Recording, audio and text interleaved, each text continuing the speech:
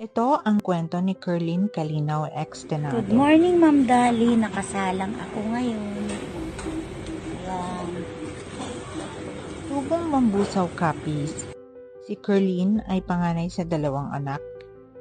Taong 2004, lumuwas ng Maynila para ayusin ang birth certificate at mag-apply ng trabaho. Mapalad na nakakita ng mapapasukan sa Manila City Hall bilang casual employee.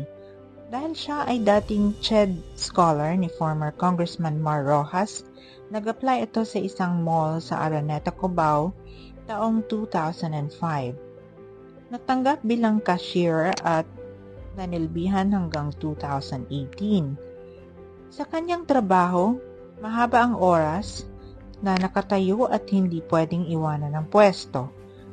Anya kahit ano lang ang makakain basta't mura dahil kailangan magtipid. Kaya laging noodles at eggs okay na.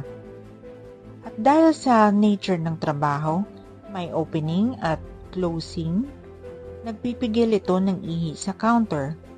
Hindi masyadong nagiinom ng tubig dahil bawal iwanan ng counter ng madalas. Dahil dito tuwing break time lang siya nakakainom ng tubig. 9:30 ng umaga ang pasok sa store, 2 p.m. pa dumadating ang kanyang reliever at doon lang siya aakyat ng locker room upang makainom ng tubig. Bago ang diagnosis ng chronic kidney disease or CKD, laging nakaramdam si Kerlin ng lagnat, sakit ng ulo o migraine, pangangalay ng balakang at pagsusuka. Taong 2007, dapat nag-dialysis na siya dahil pumalo ng 1,800 ang kanyang creatinine. Ngunit pinili pa rin ito ang gamutan ng herbal. Kalaunan hindi na kinaya ng kanyang kidney at tuluyang nasira ang filter nito. Nagmanas ang buong katawan ni Kerlin.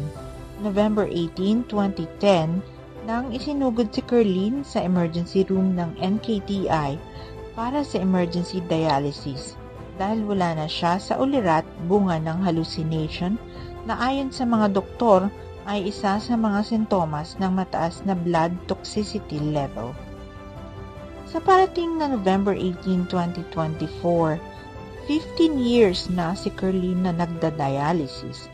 Sa ngayon, pangarap din ni Kerlin ang sumailalim sa kidney transplant. Ngunit habang wala pa ang donor cadaver at sapat na show money para dito, malabo pa ang transplant na inaasam. Ayon kay Kerlin, ang pagtitinda ng mga kakanin, paghingi ng guarantee letter sa mga congressmen at mga senador ang bumubuhay sa kanya upang makapag-dialysis ng 3 beses sa isang linggo. Ang mensahe ni Kerlin sa karamihan ay maging mapanuri sa sarili. Kahit simpleng katanungan lang, healthy ba ang kinakain ko? Lagi ba ako umiinom ng tubig kada araw? Sapat ba ang pahinga ko? Bawalan ang sobrang trabaho. Lalo na, huwag magbisyo. Naniniwala si Kerlin na di bali na walang pera basta't malusog at walang iniindang sakit.